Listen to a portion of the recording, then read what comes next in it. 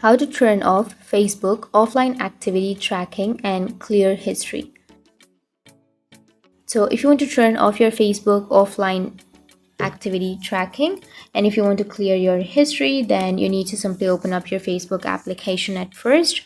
Once you've opened your Facebook, go for the upper right, which has that three bar icon, scroll all the way down, go for settings and privacy, tap on settings, and under your settings you may have a security option, right? So under your security you will have off Facebook activity. So if you don't have that option, go for the search, which is on the upper side. And so once you're here on the search, you can simply search for activity controls, and once you've searched for activity controls, you need to simply go for the second option, which is your activity of Meta Technologies, and it will simply take you to the account center page where you will have this kind of interface.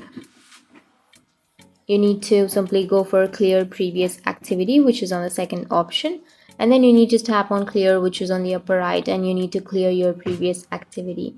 So tap on clear and your previous activity will be cleared. So that's how you can turn off your Facebook offline activity tracking, and that's how you can clear your history. And if you have any questions, feel free to comment below.